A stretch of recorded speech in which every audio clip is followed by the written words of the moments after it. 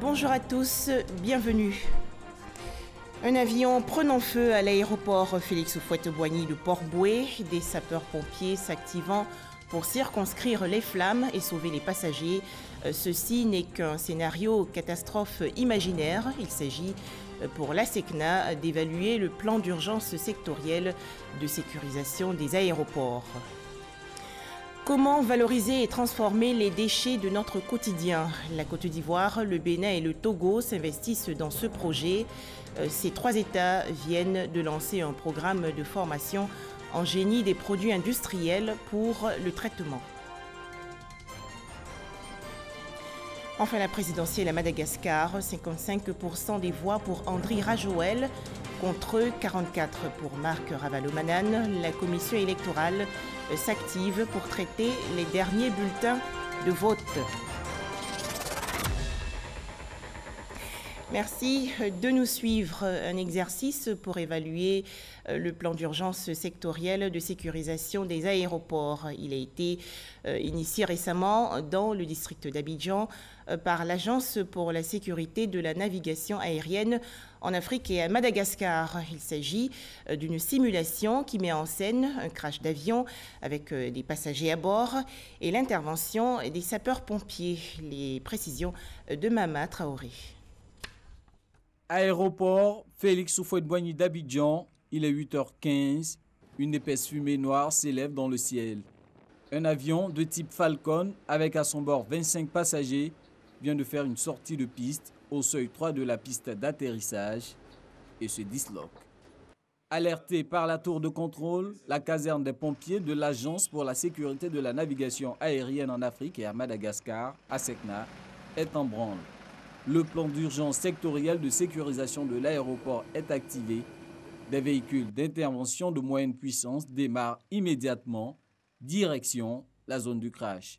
En moins de 3 minutes, tous les engins sont sur la zone du sinistre. L'équipe d'intervention déploie les produits extincteurs et les équipements pour circonscrire l'incendie et sauver les passagers. Moins d'une demi-heure plus tard, l'opération est terminée.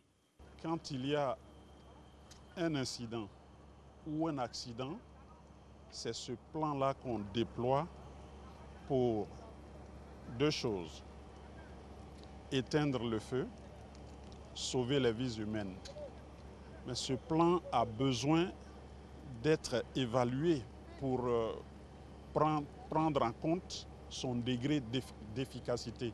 Ce crash n'est rien d'autre qu'une simulation. Un exercice grandeur nature pour éprouver le plan d'urgence sectoriel de l'ASECNA. Nous nous réjouissons donc de l'activité que nous réalisons sous la conduite des autorités d'aviation civile qui, à ce jour, apprécient sur les aéroports l'action de l'ASECNA, qui fait donc que nos aéroports sont de plus en plus sûrs et fréquentés. Et en cas d'événement, ils sont certains que nous pouvons réagir avec l'efficacité attendue. Une séance de débriefing à l'Autorité nationale de l'aviation civile, ANAC, a permis de saluer les performances des pompiers de l'ASECNA, mais aussi d'apporter des observations et des corrections au plan d'urgence, notamment dans la coordination avec les acteurs de secours extérieurs. La simulation des pompiers vient ainsi clore la semaine sur le sauvetage et la lutte contre l'incendie des aéronefs dans les États membres de l'institution. On poursuit avec cette rencontre entre les professionnels du droit et les membres de la filière coton anacarde. Les travaux se sont déroulés les 17 et 18 décembre dernier à Yamoussoukro, dans la région centre du pays. Objectif, réfléchir sur les lois relatives à la commercialisation de la noix de cajou et mettre en place des stratégies pour éradiquer les fraudes qui minent le secteur coton anacarde. Les explications de Cheikh Koné. Malgré l'embellie que connaît le secteur de l'anacarde depuis sa réforme en 2013, il reste confronté à diverses infractions, telles que la fraude à l'achat et à l'exportation faisant perdre des milliers de francs CFA à l'État. Une situation liée à la méconnaissance des textes applicables, à la fois par l'organe de régulation de la filière et par les professionnels du droit. Pour corriger cette carence, une rencontre a été initiée entre ces deux parties. Elle a permis d'étoffer leurs connaissances sur la législation en matière de commercialisation de la noix de cajou pour mieux réprimer les infractions et susciter le plus d'investissements. Nous sommes occupé à bâtir des filières coton et macabre durables, solides, concurrentes, qui est attrayante pour que les investisseurs soient rassurés. Il convient que l'état de droit s'exprime. Or, l'expression de l'état de droit se fait à travers la justice. Pour concrétiser cette initiative, des suggestions et propositions seront soumises par les professionnels du droit présents. Cela pour améliorer le cadre juridique et être plus efficace dans la gestion des infractions et conflits qui seront constatés lors des prochaines campagnes commerciales de la noix de cajou. Au cours de ces dernières années, la Côte d'Ivoire est passée premier producteur de noix de cajou avec plus de 700 000 tonnes d'exportation par an. La noix de cajou est aujourd'hui la troisième source de revenus d'exportation après le cacao et les produits pétroliers. Un tout autre sujet à présent, la Côte d'Ivoire est partie prenante à plusieurs accords multilatéraux sur la biodiversité biologique, notamment la Convention sur la diversité biologique. Des experts environnementaux se sont donc réunis récemment dans le district d'Abidjan pour réfléchir sur l'utilisation durable des éléments de ce traité international. Plus de détails avec Walter Amadou Ouattara. Pesticides, insecticides, engrais ou encore désherbants détruisent la faune et la flore quand leur usage n'est pas limité. Ces produits phytosanitaires sont pourtant utilisés abusivement dans plusieurs pays dans le monde, notamment en Côte d'Ivoire, menaçant ainsi la biodiversité. Pour préserver la biodiversité, considérée comme un des enjeux essentiels du développement durable, les pays signataires de la Convention sur la diversité biologique, CDB, multiplient les actions de sensibilisation des populations et des pouvoirs politiques. En plus, des rapports nationaux sont recommandés tous les 4 ans par la Convention CDB afin d'accélérer la lutte. Des acteurs de l'environnement sont à cette rencontre de validation du 6e rapport national de la CDB. Ils échangent sur le sujet. Nous sommes dépositaires des différentes approches, procédures et les démarches que les États doivent suivre pour élaborer ce rapport. Donc nous verrons à ce que ces différents principes et procédures soient utilisés et observés par les États dans l'élaboration du document du rapport avant qu'il soit validé et soumis au secrétariat de la Convention. Ce 6e rapport national sur la biodiversité contient les lignes directrices de la Convention sur la diversité biologique. Ce rapport sera remis au secrétariat de la Convention sur la diversité biologique avant la fin de l'année 2018. Quel avenir pour nos déchets une fois jetés à la poubelle? 3 pays ouest-africains, dont la Côte d'Ivoire, le Bénin et le Togo, s'investissent dans la revalorisation des détritus. Ces États viennent de lancer un programme de formation en génie des produits industriels pour le traitement et la valorisation des rejets agricoles. Les détails avec Kader Sogodogo de RTI Bouaké. Un consortium de 3 pays, la Côte d'Ivoire, le Bénin et le Togo, s'inscrivent dans la droite ligne de la valorisation des déchets en produits utiles. Le projet dénommé FEGEPRO est le programme de formation en génie des procédés industriels pour le traitement et la valorisation des rejets agricoles en produits à haute valeur ajoutée. L'honneur revient à la Côte d'Ivoire à travers son Institut national polytechnique Félix Houphouët-Boigny de Yamoussoukro d'abriter la formation des cadres ingénieurs venus des 3 pays. C'est le démarrage d'un important projet de valorisation des déchets. Et nous allons concentrer nos efforts sur les déchets qui viennent des productions agricoles. Je donne un exemple. Vous voyez l'anacarde. La manne est utilisée, mais la pomme, jusqu'à présent, n'est pas utilisée et n'est pas vendue. Et elle est rejetée, cette pomme. Donc la recherche transforme cette pomme en d'autres produits. Exploiter des déchets agricoles, un sujet bien d'actualité. Nous voulons vider les décharges. C'est ça notre objectif. Et faire en sorte que les déchets deviennent des matières premières. Nos mamans, on produit beaucoup de manioc. Elles prennent le manioc, il y a beaucoup de déchets. Ce que les gens ne savent pas, c'est que ces déchets-là, ce sont des matières amylacées, c'est de l'amidon, c'est des choses comme ça qu'on peut exploiter judicieusement.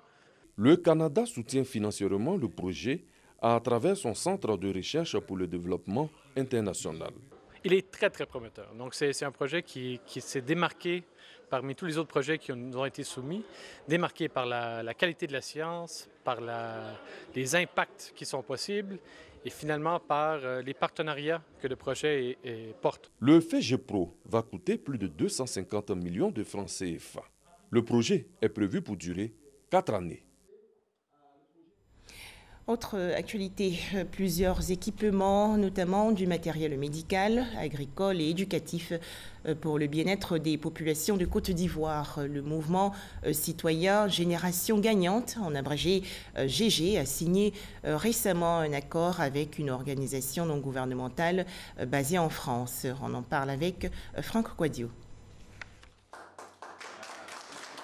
Ce geste est un engagement fort aux côtés de l'État de Côte d'Ivoire. En signant ce partenariat avec l'ONG Chaîne Espoir pour tous, le mouvement citoyen GG Génération Gagnante entend pleinement assumer ses ambitions, être le prolongement du gouvernement dans le cadre de sa politique qui vise à œuvrer pour le bien-être des populations ivoiriennes.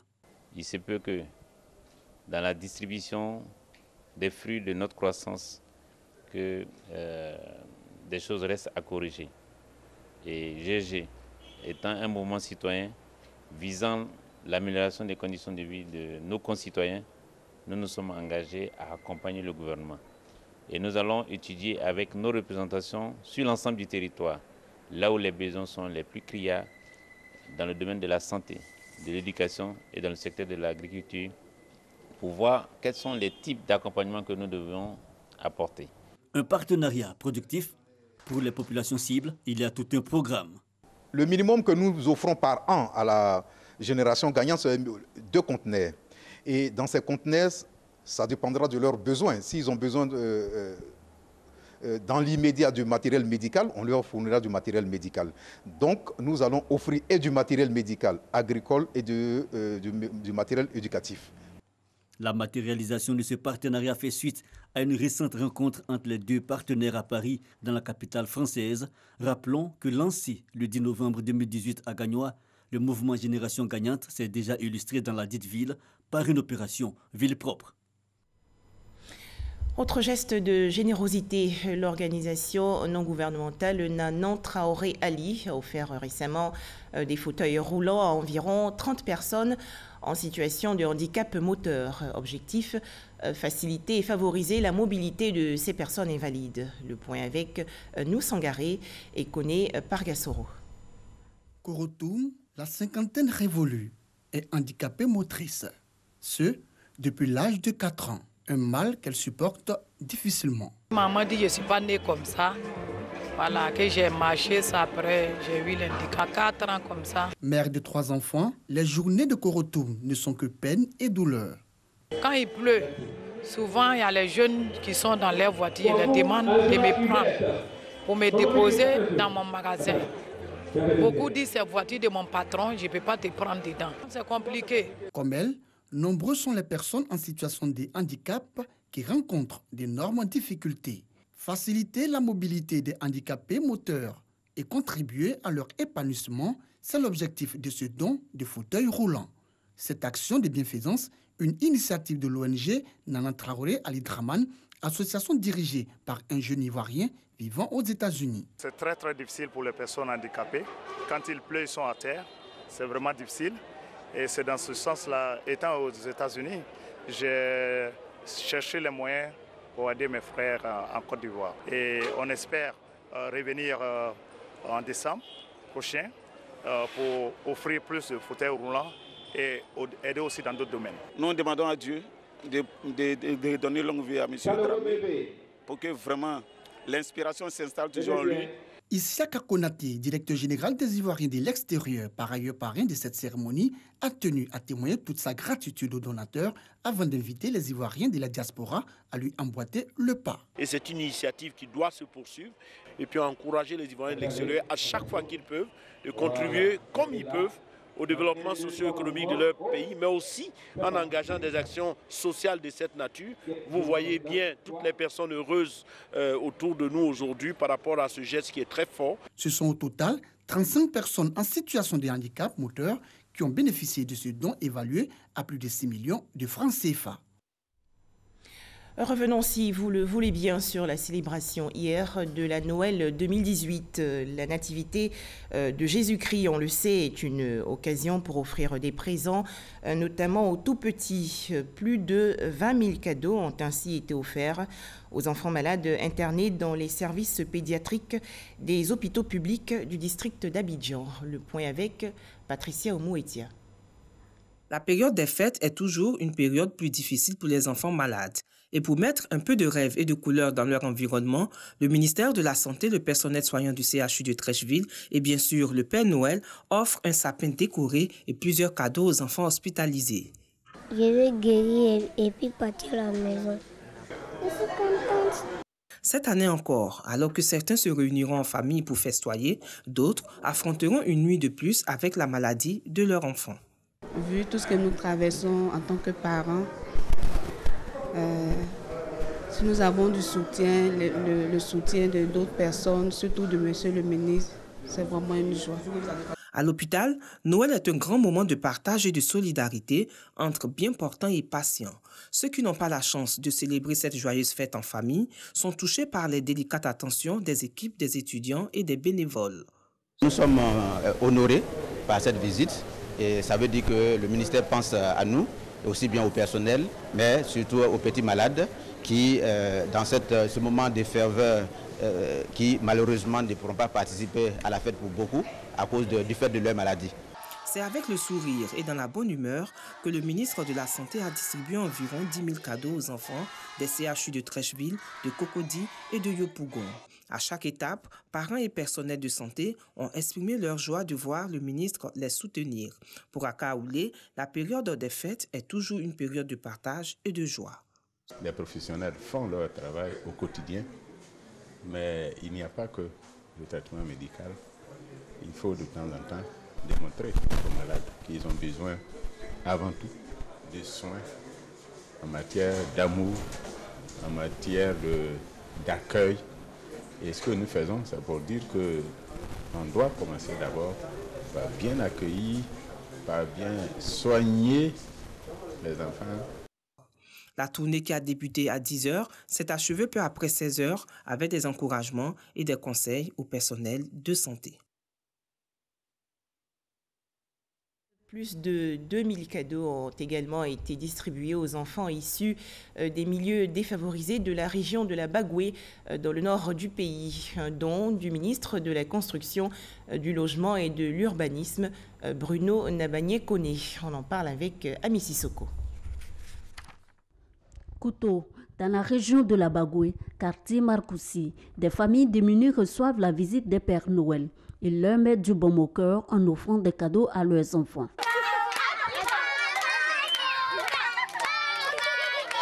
Une action du ministre de la Construction, du Logement et de l'Urbanisme, Bruno Nabagné-Koné, fils de Kouto, qui fait cette année encore des heureux. Je leur dis merci. Que Dieu n'a pas le temps. Amen.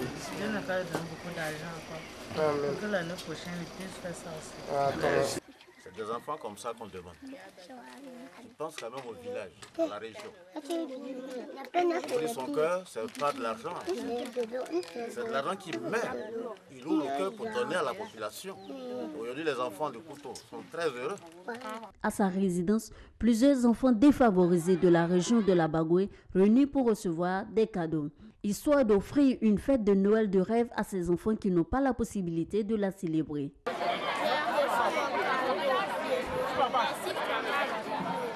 Ce sont environ 2000 cadeaux qui ont été distribués.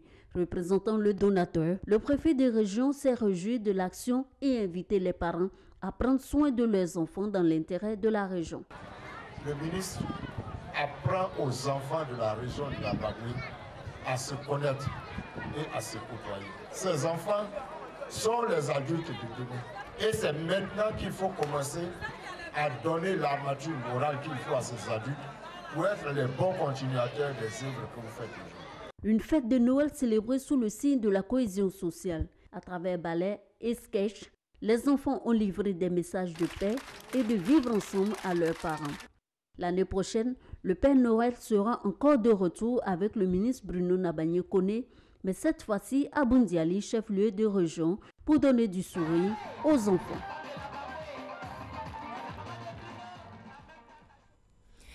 La Noël et la Saint-Sylvestre, deux fêtes de fin d'année qui profitent beaucoup aux commerçants. Certains sont créatifs et mettent en place des ventes promotionnelles. Objectif, booster leur chiffre d'affaires. Comment s'y prennent-ils? Les explications de Lanciné Bakayoko. Cet après-midi, Fatou et ses collègues font le tour de leur magasin, une enseigne de marque située en plein cœur de la commune marchande de Trècheville. Elles veulent s'assurer que les produits exposés dans les vitrines brillent de mille feux. La période des fêtes, on vend des télés, on vend des mini-chaînes, on vend des home cinéma, on vend des frigos. On ne peut pas dire exactement le nombre de télés qui sont, c'est un peu varié en fait. Des articles de tous les jours, mais qui pendant ces moments d'entre-deux réveillons pèsent pour beaucoup dans le chiffre d'affaires de ce commerce. Pour le succès de cette période charnière à ne pas manquer et qui nécessite une certaine préparation pour Fatou, il y a eu plus de peur que de mal. Au début, c'était un peu lent. Bon, c'est dit que tout le monde n'y a pas l'argent, tout ça c'est un peu dur. Mais actuellement, ça commence à aller. Généralement, ceux qui viennent, c'est pour réaménager chez eux à la maison, envie de se faire plaisir et tout. Ici à Djamé, difficile de s'effrayer un chemin. Les magasins sont pris d'assaut par des clients qui veulent à tout prix offrir quelque chose à leurs proches. De nombreux opérateurs économiques ont déballé la grosse artillerie pour répondre à la grande demande. Le très lucratif business du jouet est le principal gagne-pain des grandes surfaces. Dans ce magasin, non loin de la mairie, les voiturettes, les poupées, les tablettes volent la vedette. Tout ce qui concerne les jouets, tout ce qui concerne les enfants, ça passe bien, il n'y a pas de souci, il n'y a aucun problème, ça va. Et ça marche, d'autant que cette période peut représenter jusqu'à 27% du chiffre d'affaires annuel du magasin. Très content de l'afflux des clients, le patron n'hésite pas à mettre la main à la pâte. On les importe, Il n'y a pas d'usine de jouets ici. Des produits importés pour lesquels le commerçant a passé commande des mois à l'avance. Pas de droit à l'erreur donc. Il faut savoir anticiper sur les produits qui marcheront afin d'éviter la rupture de stock une fois les fêtes arrivées. À l'intérieur du magasin, le trafic a triplé, voire quadruplé, ce qui oblige à engager une main-d'œuvre supplémentaire sur cette période. Marchander, toujours marchander, c'est la règle. Combien? 10 000.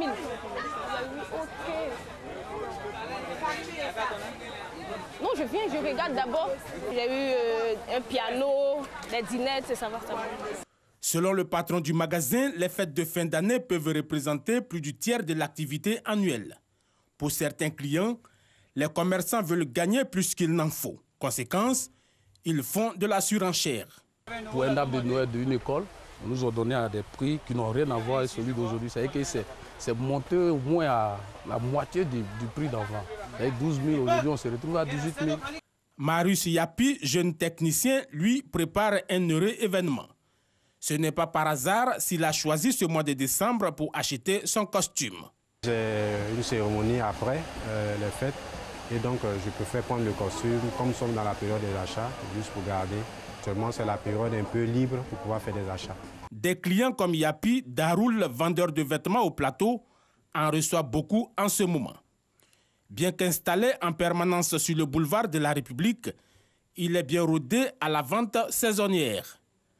Le mouvement est un peu calé, mais on sent que c'est décembre qu'elle a même déjà. Est-ce qu'on peut imaginer que vos chiffres augmentent par rapport à d'habitude? Ça augmente, c'est le mois de décembre, je connais déjà, c'est la fête. Donc les chiffres d'achat aussi, ça augmente avec les... À chaque fois, il faut élaborer une vitrine dédiée, lancer des marques spéciales, notamment avec des costumes qui font partie des cadeaux les plus offerts. Il s'agit de garantir la réputation du magasin. Par rapport à la qualité, bon, on préfère qu'on prenne ce qui est importé. Selon la fêtière des commerçants de Côte d'Ivoire, les chiffres réalisés dans cette période de fin d'année peuvent représenter jusqu'à 30% du chiffre d'affaires annuel de leurs activités. À noter que les fêtes de fin d'année 2018 en Côte d'Ivoire sont sous haute surveillance des forces de sécurité et de défense. Elles ont été déployées dans le district d'Abidjan et à l'intérieur du pays pour assurer l'ordre et la sécurité. Déjà, des interpellations d'individus mal intentionnés ont été faites. Le point avec Abou Sanogo.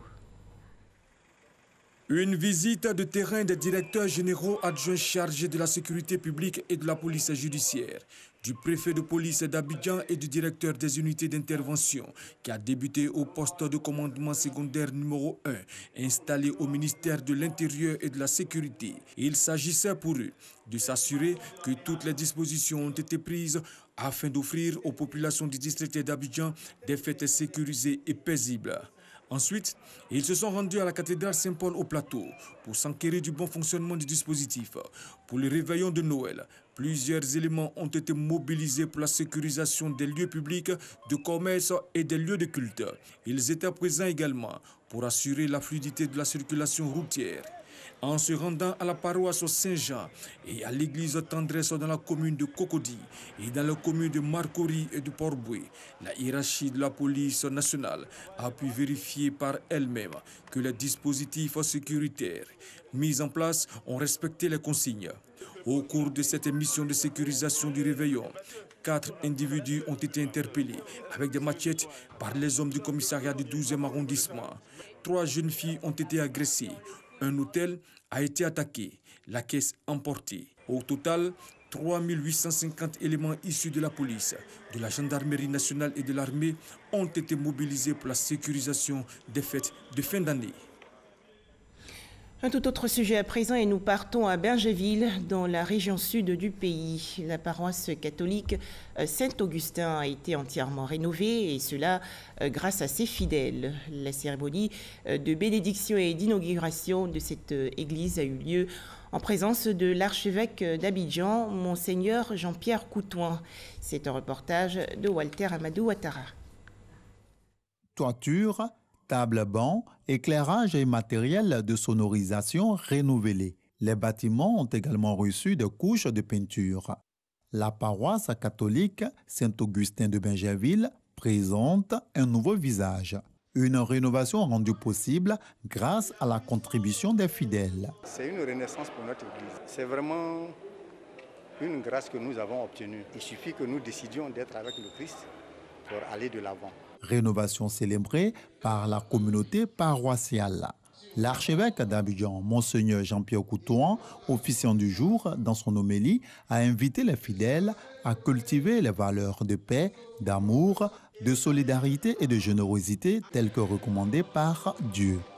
Bâtie en 1904, la paroisse catholique Saint-Augustin de Bergeville a aujourd'hui 114 années d'existence. Cette cérémonie a été marquée par la célébration de l'Immaculée Conception de la Vierge Marie, un dogme promulgué par le pape Pie IX le 8 décembre 1854. Dogme selon lequel Marie est déclarée préservée du péché originel dès sa naissance. Direction à présent l'extrême nord du pays. Les élections d'octobre dernier ont reconduit Tiemoko Yadé Coulibaly à la présidence du Conseil régional du Poro. Ce dernier a été confirmé récemment. C'était lors de la première réunion du Conseil. Le point avec Ami Sissoko. Le flambeau de la région du Poro, il le garde encore pour 5 ans, Tiemoko Yadé Coulibaly, l'unique candidat à l'élection régionale. Tiemoko Yadé Coulibaly est une fois encore plébiscité pour un deuxième mandat par les conseillers régionaux à cette première réunion du conseil régional du Poro, sous la houlette du préfet de région Daouda Ouattara.